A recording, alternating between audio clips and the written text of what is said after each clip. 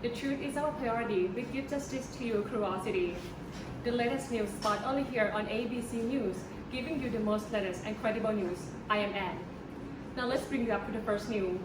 Italy set to spend £260 billion to reduce battery after pandemic. Let's hear from Bates. Thank you, Anne. Italy is set to spend £260 billion. Italy is aiming to mobilize £260 billion as part of its national recovery plans, as it looks to kickstart its economy after being hit hard by pandemic and years of stagnation. The European Union will provide 191 billion euro from its recovery facility, designed to mitigate the impact of coronavirus crisis. This total includes 122 billion euro and 68.9 billion euro. In the plan, the most important thing is effort toward social and cohesion. We live in a country that suffers a lot from a north-south, and this plan, there are huge resources that should ultimately benefit southern Italy more so than the rest of country. Back to Anne. Thank you so much. German president urges China Xi to use his influence on Putin to end the war against Ukraine. For more details from Ice Cream. German President Frank-Walter Steinmeier urged Chinese President Xi Jinping to use his influence on Russian president to end the war against Ukraine. Steinmeier underlined the common interest of China and Europe in an end to the war. Steinmeier asked Xi to use his influence on Russia to end the war and also thanked President Xi for the clear rejection of nuclear tests by Russia. German President said he will continue to support Ukraine and Europe would not back down from Russian threats and had taken precautions against the energy crisis. Back to him. Thank you. Has the pandemic fundamentally changed our ethics? Katie has the answer. Thank you, Anne. Over the past 2 years, our lives have changed in unprecedented ways in the fact that the pandemic has been required to obey demanding new rules and accept new risks, making enormous changes to our daily life. Hugh Berkeley, Deputy Director, Institute of Ethics, Governance and Laws, President, Australian Association for Professional and Applied Ethics, Griffith University, Australia. In his research suggests that risk disruptions can challenge us to think differently about ethics, about what we owe each other. As we head into third year, the pandemic debates continue to rage over the ethics to vaccine mandates, restriction on civil liberties, the limits of government power and inequitability distribution of vaccine globally. With so much disagreement over questions like this, has the pandemic fundamentally changed the way we think about the ethics? Back to Anne. Thank you, Katie. Slaying Finland's education level sparked concern among lawmakers. PP is reporting. Thank you, Anne. Education levels in Finland have fallen below the average among the 38 members of the Organization for Economic Cooperation and Development. The OECD's Education at a Glance 2022, a report assessing the state of education in countries around the world, shows that fewer than 40% of 25 to 34-year-old Finns have obtained a degree from university. Many Finnish policymakers have estimated that the issue should be addressed by increasing student intake in higher education. Paula Lisikko, the chairperson of the Parliament's Education Committee, told the newspaper that increasing student intake in higher education will be futile unless the entire system is patched up. She voiced her concern about learning difficulties, mental health problems, and shortcomings in the skill of young people completing basic education. If young people leave basic education without the skills they need, it's very difficult to catch up at the next education level. Back to studio. Thank you, PP. Nearly 4 million passengers flew through the Amsterdam Schiphol airport this November. Next, we have Sasha. The data provided by Amsterdam Schiphol Airport has revealed that almost 4 million passengers has flown through or to Schiphol this November. And such data also show that in this November last year, the number was only 3.1 million. And in addition, the number of commercial flights to and from Schiphol Airport in this November was only 300,349, which is an increase of 7% compared to the last year. And as for the number of cargo flights, there were only 1,416 such flights. And this is the number that compared to the previous year, 2022, and it is marked a decrease of minus 27%. Sasha reports. Thank you. Oil price rise and German chocolate industry. Let's hear from Bates. Thank you, Anne. Rise threatened Germany growth products industry. Russia's invasion of Ukraine has sent oil prices rocketing as supply is hit with impending import bans from various countries. Brent crude oil, the international standards, is now trading comfortably over 100 euros. Last week, there were wide prices fluctuations further increasing uncertainty. It is causing major problems for consumers and industry that use a lot of diesel, such as Germany logistics industry. On average, a liter of diesel costs almost 57 cents more than it did about 2 weeks ago in Germany. As a result, many more consumers and businesses may feel the economic effects of the war in Ukraine. Back to Anne. Thank you, Bates. EU corruption put democracy under attack. European Parliament hate. Now, next we have ice cream. The President of European Parliament has warned that European democracy is under attack, following allegations that Qatar bribed EU officials to win influence. Belgian police had arrested 4 people, among them European Parliament Vice President Eva Kaili. The 4 have been charged with corruption and money laundering.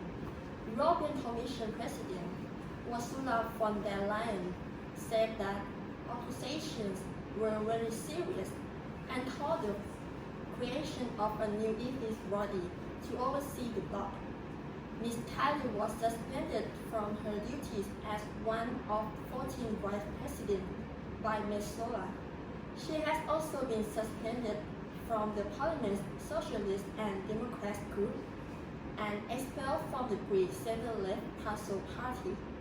Watchdogs and opposition MEPs said the bribery investigation could represent one of the biggest corruption scandals in the Parliament's history.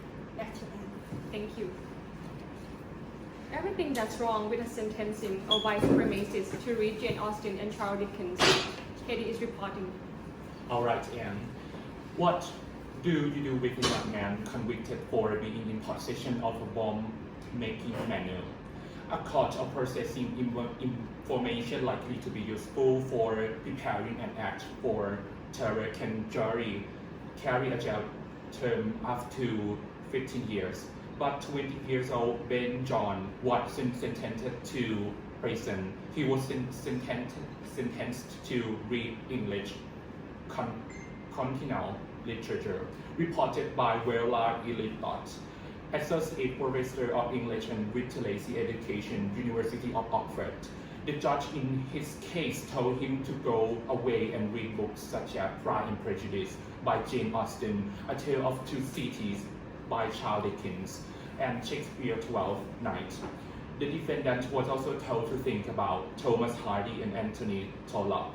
Unsurprisingly, many question why a young white man appears to have been treated very differently to countless young people with brown skin with similar convictions. John had been identified as a terrorist shortly after his 18th birthday.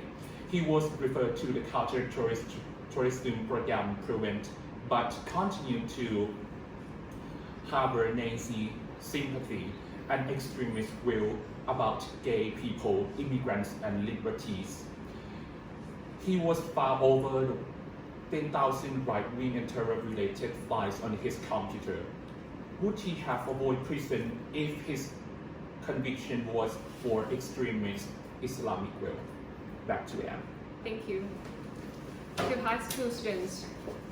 Two high school student is going to Maine to serve in U.S. Youth Senate. PP's reporting. The United States Senate Youth Program selects two students from each state to attend Washington week each year. Maine chosen two students, Natalie Emerson, a senior at Morse High School, and Sean Jimenez, a senior at Gardner Area High School, have already done so much in their schools and community. Jimenez's teacher said she has been working with him since she was 13. Jimenez said he saw firsthand some of the issues his community was dealing with and knew he wanted to help service. The two Maine students will both award $10,000 from the program to youth school or college. Students from all across the country will be in Washington, D.C. from March 4th to March 11th to attend the week-long program during Washington Week. Emerson is Morse High School's first finalist since 1927, and Jimenez is Gardner Area High School's first ever candidate. Thank you. Back to Anne. Austria gets hit by first effects from Schengen veto, experiences decreases in tourism. Next we have Sasha. The impact of Schengen veto causes Austria decreases in tourism. Romanians that are looking forward to spending their holiday night in Austria in many destinations have started to call off their bookings following Austria's Schengen veto, which prevents Romania and Bulgaria from joining the Schengen area. And in the recent interview, the OVP State Secretary Klaus Winkler has revealed that the veto is affecting the country's tourism sector. And she also said that the world should always be as open as possible for tourism professionals. And according to her, 0.7% of the total overnight stays are spent by Romanian tourists, which accounts for almost 1 million nights spent in Austria. And the Romanians are particularly attracted to the winter sport and city tourism that Austria has to offer at this time of the year. Currently, Romania and Bulgaria are part of the European Union, and the nationals of both countries can visit any country in the Schengen area for a 90-day period without having to apply any visa. Sasha reports. Thank you, Sasha. Should billboard advertising be banned? Let's hear from Bates. Thank you, Anne. Should billboard advertising be banned? Campaigner Charlotte Gates said that the outdoor adverts on the billboard and bus stop should be all removed. Ms. Gates is the network director of UK patient group at Free City, which wants a complete ban on all outdoor corporate advertising. More recently, Amsterdam banned some outdoor adverts last year, though for petrol and diesel fuel cars and air travel. The Advertising Association said that all advertising play a crucial role in the brand competition, drive product innovation, and fuel economic growth. Some anti-advertising groups have been resorting to direct actions such as culling billboard and other outdoor adverts. There includes some membership group of at Free City, including at Block Lambert in London and at Block Norwich. The impact of transport for London's ban on such adverts since 2019 across its entire network of the tube and overgrown train, buses and trams. A study last month found that the policy had prevented almost 100,000 obesity cases. Back to Anne. Thank you. Trump tax returns will be made public. U.S. House panel votes. For more details from my screen. Thank you, Anne. A committee in the U.S. House of Representatives has voted to make public 6 years of Donald Trump tax returns. The move caps a nearly 4-year legal battle by Democrats to obtain the documents, which was finally decided by the U.S. Supreme Court last month. The panel also revealed that the Internal Revenue Service failed to audit Mr. Trump during his first 2 years in office. The U.S. House Ways and Means Committee voted 24 to 16 to publish the documents with all the Democrats on the panel in favor and all Republicans opposed. In 2016, Mr. Trump became the first major party presidential nominee, and he was not actually under an audit, and the Internal Revenue Service did not begin their official audit until 2019. In 2020, the New York Times obtained leaked copies of 18 years of Mr. Trump tax returns. They reported that the president paid no federal tax in 10 of those 18 years, and only $750 in each of his first 2 years in White House. A representative of Mr. Trump's business empire denied the accuracy of the report at that time. A Democratic-led congressional panel asked the U.S. Justice Department to prosecute the former president for insurrection and other criminal charges related to last year's riot by his supporters at the Capitol in Washington, D.C. Back to studio. Thank you. Do we have a moral obligation to live as long as possible? Katie has the answer. Thank you, Anne. Kimberly Brownlee, professor of philosophy, University of British Columbia, said that there are many answers to this question, especially during a pandemic, and probably no clear solution. But that doesn't mean we shouldn't think about it. Indeed, by considering such question, we can discover some of the most enlightening perspectives of life. According to her statement, so let me approach this issue as a philosopher and define for exactly what we mean by a moral obligation.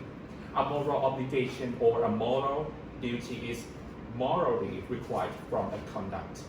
Obligations can be perfect, leaving us no wiggle room. For instance, the duty not like to kill unjustly. Obligations can also be imperfect, giving us some flexibility in when and how we honor them, such as the duty of beneficent. Obligations can be context-specific, such as the duty to meet someone at 3 p.m. as promised, and they can be general, including the duty not to steal without necessity, or the duty to try to save someone's life when we can do so at a little cost of ourselves. In her view, people cannot have a blanket moral obligation to live for as long as possible, regardless of our circumstances. Each life is unique. For some people, continuing into life is horrifying experience, but they can have obligation to prolong our lives when certain conditions are met. Back to Anne. Thank you, Katie. University of Regina Journalism School to suspend admissions for a year starting in 2023. DP is reporting. The University of Regina School of Journalism will suspend admissions for 1 year. So faculty can update the program to meet the needs of the digital age. The university's Faculty of Arts Council has passed a motion to suspend admissions to the journalism school starting in 2023. By July, there will be only 2 active in-scope faculty members left and no funding to hire more. A review of the journalism in the 2018-19 academic year showed that it needs to update its curriculum to keep pace with the digital age of journalism.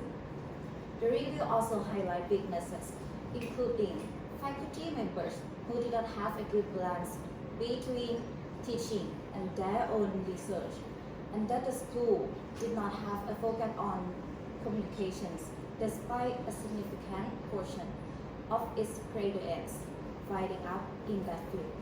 Back to studio. Thank you, PP. Spain airport staff Christmas strike gets cancelled. Sasha is reporting. One of the largest trade unions in Spain, CCOO, has announced that the airport strike, which was planned to happen around the Christmas and New Year, has been called off. According to the CCOO, the walkout of the airport staff has been cancelled as they have been able to reach an agreement following talks with ANA management and the Spanish Ministry of Transport.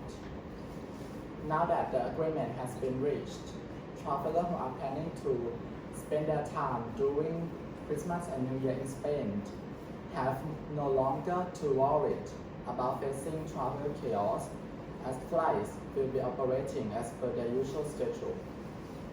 And the airport staff strike, which has now officially been cancelled, was expected to take place since the employees of INA had not received the productivity bonus when a profit is recorded, and such a bonus was promised on their work contract also. Announcing the now cancelled strike, the CCO said that the earlier that the bonus for airport staff should be provided again as the number of travelers has started to rise. The same highlighted that during the COVID-19 pandemic, they did not make such a request as travel was disrupted. Back to studio. Thank you so much, Sasha. Russia against Ukraine war now sees the most important influence on Putin to stop the war. We still have to keep an eye on the war. This is ABC News for this Monday. Thanks for watching. I am Anne.